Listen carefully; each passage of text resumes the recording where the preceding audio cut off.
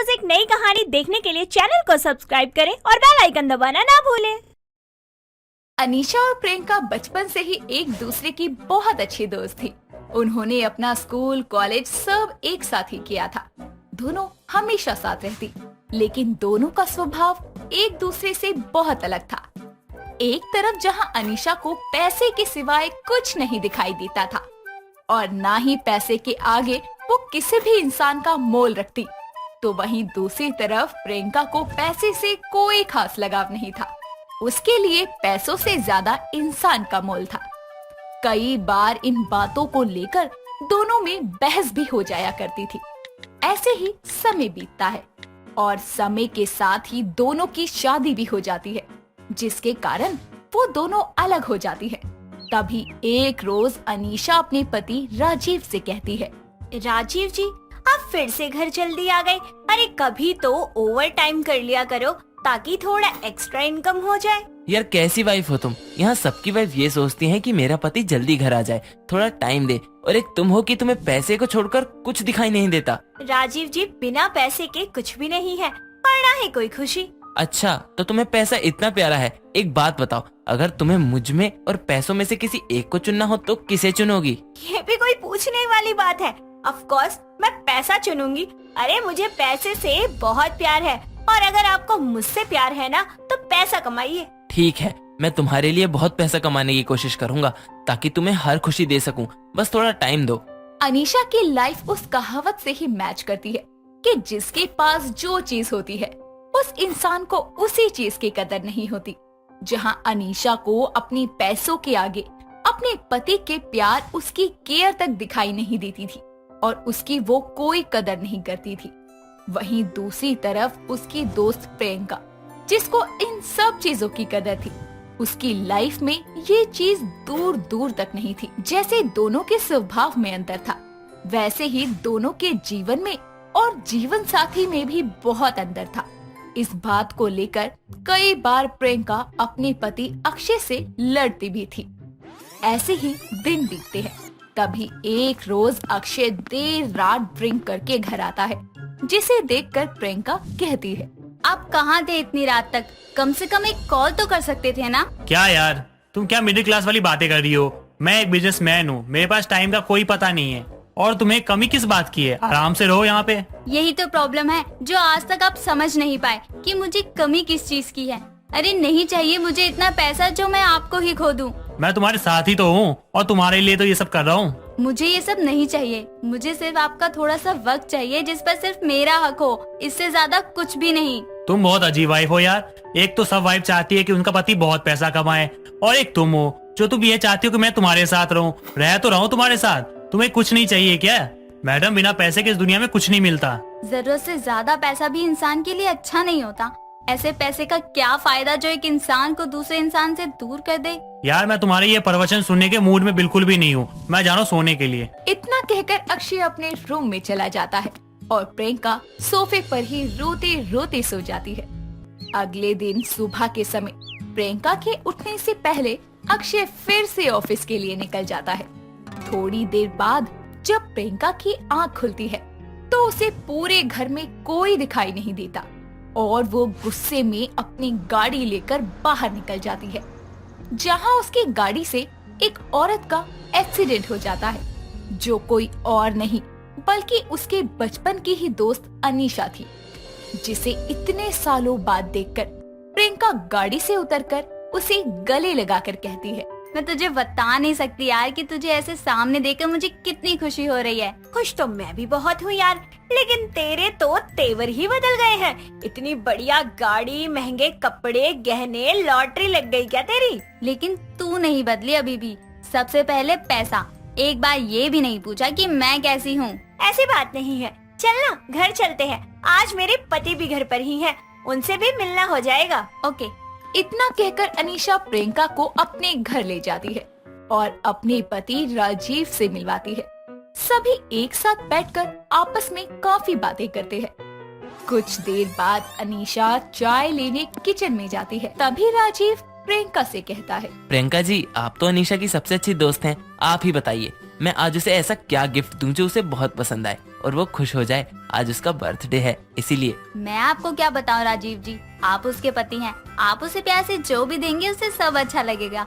अब गिफ्ट और पैसे से ज्यादा तो आप उसके लिए प्यारे होंगे ना। अब मैं आपको क्या बताऊं प्रियंका जी कि अनीशा के लिए पैसे से ज्यादा कुछ भी इम्पोर्टेंट नहीं है, मैं भी नहीं। अब मैं आपको क्या बताऊं राजीव जी, ये अनीशा को पैसे से ज्यादा प्यारा और कुछ भी नहीं, शायद आप भी नहीं। प्रियंका और राजीव एक दूसरे के सामने बैठकर अपनी मन में ही बड़बड़ा रहे थे। कुछ देर बाद अनीशा जैसे ही चाय लेकर आती है, तभी राजीव अनीशा का हाथ पकड़कर उसे प्यार से बर्थडे विश करते हुए एक फूल देता है और अपनी शादी की फोटो को फ्रेम करवाकर गिफ्ट करता है, जिस पर अनीशा गुस्से में कहती है, आप नहीं सुधर सकते। अरे मैं इन फूलों और फोटो फ्रेम का क्या करूं? आप तो मुझे वैसे भी सुबह शाम दिख जाते हो, फोटो फ्रेम में देखना ज्यादा जरूरी है। मैंने इतने प्यार से दिया है तुम्हें, तुम हर चीज में पैसा क्यों देखती हो? कभी किसी की फीलिंग की भी कदर कर लिया करो। जिस दिन मैं तुम्हारे पास नहीं रहूंगा ना, उस दिन तुम्हें एहसास होगा। क्या प्यार? ये किराए का घर जिसमें ठीक से फर्नीचर तक नहीं है, ना अच्छे कपड़े हैं मेरे पास। अरे मुझे एक अच्छी अमीरों वाली लाइफ जीनी है जो आप मुझे कभी दे ही नहीं सकते। सॉरी, मुझे बीच में नहीं बोलना चाहिए, बट अनीशा तुम पागल हो गई हो क्या? बचपन से लेकर आज तक तुम बिल्कुल भी नहीं सुधरी। मुझे लगा कि शायद इतना अच्छा पति पाकर तुम बदल गई होगी, लेकिन नहीं, तुझे तो आज भी पति से ज्यादा प्यारा पैसा ही है। न तुझे कल इंसानों की कदर थी, न आज है। अरे वाह, कुछ समय में ही तुम्हें पता चल गया कि ये बहुत अच्छे पति हैं। अरे ये किसी लायक नहीं है, इन्होंने आज तक मुझे दिया ही क्या है। और अगर इनके बदले में अगर कोई मुझे पैसे दे देना तो मैं पैसे ले लूंगी और इन्हें बेच दूंगी। क्या बकवास कर रही है तू? चुप हो जा। प्रियंका जी मैं ऑफिस चलता हूँ, आपसे फिर मुलाकात होगी। इतना कहकर राजीव ऑफिस चला जाता है और उसकी फ्रेंड प्रियंका भी उसकी बातों से दुखी होकर अपने घर वापस चली आती है। लेकिन अनीशा को इस बात से भी कोई फर्क नहीं पड़ता कि आज उसने अपने पति के साथ कितना गलत किया। सबके जाने के कुछ देर बाद वो भी बड़े मजे से अपने बर्थडे की शॉपिंग के लिए मार्केट में चली जाती है, जहां उसकी नजर एक नई खुली बड़ी सी शॉप पर जाती है, जहां कुछ ऐसा लिखा होता है जिसे पढ़कर उसकी आंखें चमक जाती है। स्पेशल ऑफर, नई दुकान पर जितना मर्जी सामान खरीदिए और पैसे एक दिन बाद दीजिए और ज्यादा सामान खरीदने पर एक सोने का सिक्का मुफ्त पाइए। अनीशा उसे पढ़ते ही बिना कुछ सोचे समझे दुकान पर जाकर सारे महंगे बहुत सारे सामान खरीदकर बड़ी खुशी से अपने घर वापस आती है और अपने पति का इंतजार करने लगती है। कुछ देर बाद रात को जैसे ही राजीव ऑफिस से घर आता है, अनीशा उसे गले लगा लेती है, जिस पर राजीव के खुशी का ठिकाना नहीं रहता और वो बोलता है, हो गया गुस्सा ठंडा मैडम, जो आते ही इतना प्यार। ये प्यार गुस्सा ठंडा होने के लिए नहीं है, बल्कि अपने पसंद की सारी चीजें घर लाने के लिए है और इस सोने के सिक्के के लिए है जिसके पैसे आपको कल देने हैं। तुमने ये सब क्या किया? मेरे पास इतने पैसे नहीं हैं कि मैं इनका बिल दे सकूं। मुझे ये सब नहीं पता। राजीव अनीशा की इस हरकत से बहुत परेशान हो गया। उसे कुछ समझ नहीं आ रहा था कि वो इसके पैसे कैसे दे। उसे ये सोचते सोचते पूरी रात निकल जाती है और सुबह उस दुकान के कुछ लोग पैसे लेने उसके घर आते हैं और पैसे ना देने पर राजीव को अपने साथ लेकर चले जाते हैं, जिस पर भी अनीशा को कोई फर्क नहीं पड़ता।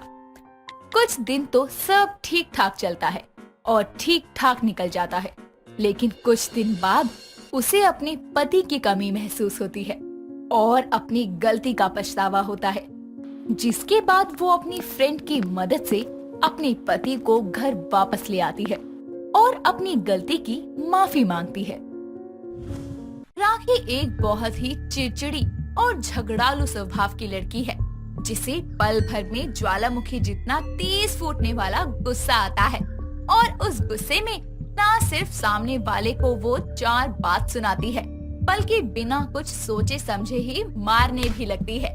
ऐसे ही एक रोज वो अपनी सहेली सुचिता से बोलती है, यार सुचिता, हमें मूवी देखने गए कितने दिन हो गए ना, चल प्लान बनाते हैं अब मूवी देखने का। अबे मैं तो रेडी हूँ, एनी टाइम फॉर यू।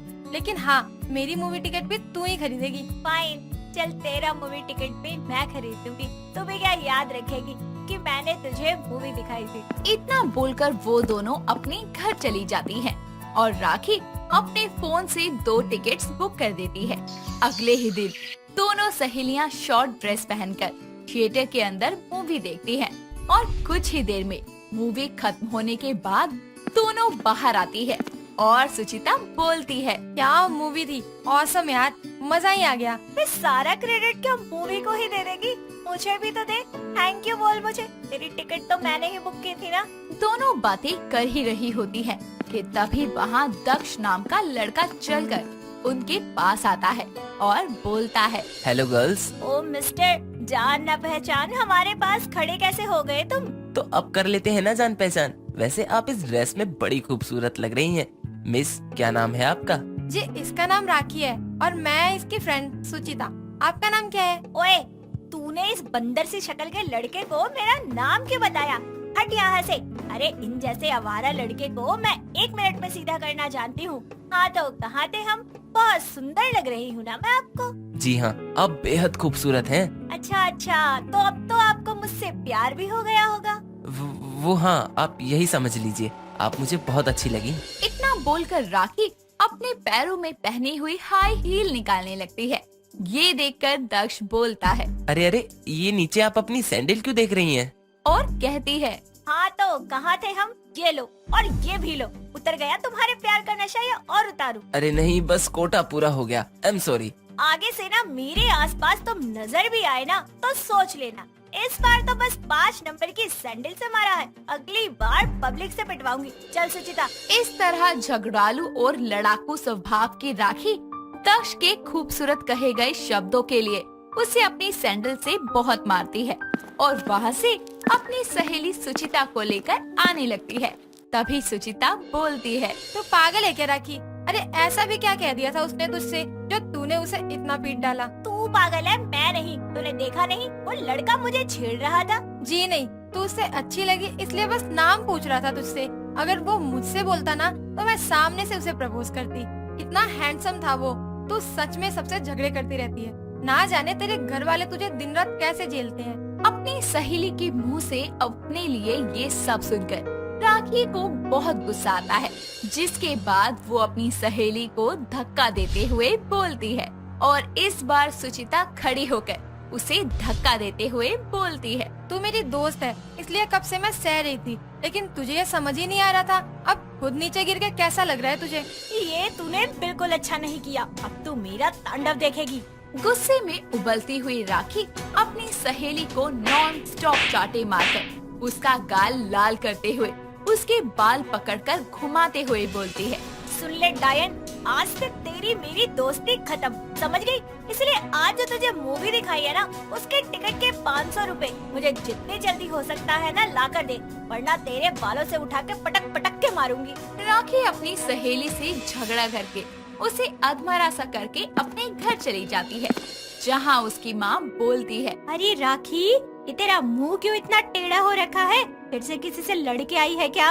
माँ, क्या आपको मैं झगड़ालू दिख रही हूँ? भाभी, जल्दी से मेरे लिए पानी लेकर आओ और हाँ, ठंडा लेकर आना। किचन में काम कर रही पूजा जल्दी से अपनी झगड़ालू ननद के लिए पानी लेकर आती है और इस बार राखी अपनी भाभी पर गुस्सा करते हुए बोलती है, भाभी जल्दी से आ नहीं सकती क्या? कछुए की चाल में चल रही हो। अरे तू अपना गुस्सा अपनी भाभी पर क्यों निकाल रही है? वो कोई रोबोट थोड़ी ना है जो 2 सेकंड में आ जाएगी। माँ, आप तो भाभी की साइड ना ही लो तो अच्छा है। अरे राखी, झगड़ा मत करो, ये लो पानी पियो। मैं झगड़ा कर रही हूँ? हाँ माँ, तुमने ही भाभी को सर पर चढ़ा रखा है। देखो कैसे इनकी जुबान खुल रही। अरे ठीक है, सॉरी, मुझसे गलती हो गई। बेचारी पूजा को बिन बात अपनी ननद से सास की तरह 4 बातें सुननी पड़ती है, जिसके बाद उसकी ननद पानी पीती है और बोलती है, भाभी ये एकदम नॉर्मल सा पानी है। मैंने आपसे कहा था ना कि मुझे ठंडा पानी चाहिए। मेरे लिए बिल्कुल चिल्ड वाटर लेकर आओ। आपके कान बंद है क्या? सुनाई नहीं देता? वो मैंने सुना नहीं था, रुको मैं लेकर आती हूँ। किचन में जाकर पूजा दोबारा पानी लेकर आती है और राखी को देते हुए बोलती है। ये लो राखी, जितना मन हो पी लो। अरे भाभी, इतना भी ठंडा नहीं, ये तो बिल्कुल बर्फ है। इससे थोड़ा कम ठंडा लाना था ना। राखी, तू एक बार में नहीं बता सकती? क्यों बेचारी को बार बार तंग कर रही है? हाँ माँ, आपको इतना बुरा क्यों लग रहा है? पूजा भाभी इस घर की बहू है, मेरी खातिरदारी करना और इस घर का काम करना उनका फर्ज बनता है। अच्छा राखी, वो घर के सारे काम करे वो उसका फर्ज है, और रोज रोज झगड़ा करना क्या वो तेरा फर्ज है? अरे वो तेरा खाना तेरे कमरे तक ले जाती है, चाय नाश्ता लेकर जाती है, क्या वो तेरा फर्ज नहीं है कि तू खुद से ले ले? हाँ हाँ, जा रही हूँ अपने कमरे में।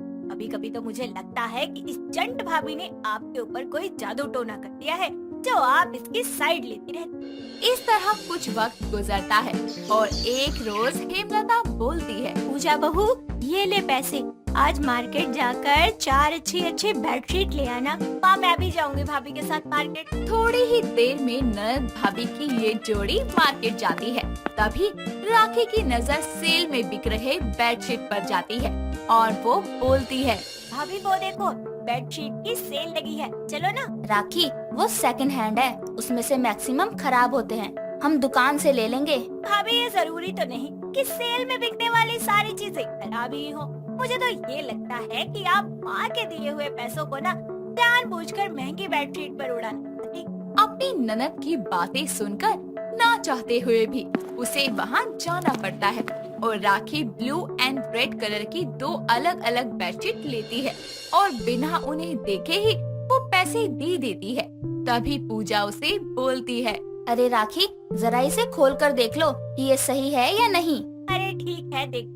राखी जैसे ही बेडशीट खोल कर देखती है, तभी उसकी नजर दोनों चादरों के रफू पर जाती है और वो दुकानदार से बोलती है। ओ भाई साहब, देखो इसमें छोटे छोटे छेद है, इसे चेंज करो। अरे अब क्या 100 रुपए में तुम मखमल की बेडशीट लोगी? देखो, मुझसे ज्यादा पंगे मत दो, चुपचाप से इसे वापस करके दूसरी बेडशीट दो हमें। इस तरह वो उस दुकानदार से लड़ने लगती है और खरीदे हुए बेडशीट के चिथड़े करके अपनी पैसे वापस लेती है।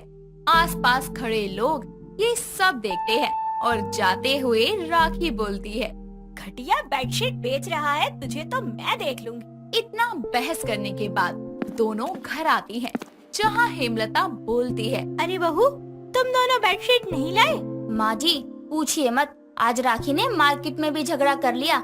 इन्हें मैंने मना किया था कि उस सस्ते बेडशीट वाले के पास मत चलो, लेकिन इसने मेरी सुनी ही नहीं। हाँ हाँ, कर लो चुगली। भाभी, आपको तो ना बहाना चाहिए। बस करो राखी, अब तक हम सब कुछ इसलिए सह रहे थे कि तुम में नादानी थी, लेकिन अगर तुम्हारा स्वभाव ऐसा ही रहा तो कल को इस मोहल्ले में रहना हमारे लिए दुर्भर हो जाएगा। सही कह रही है बहू।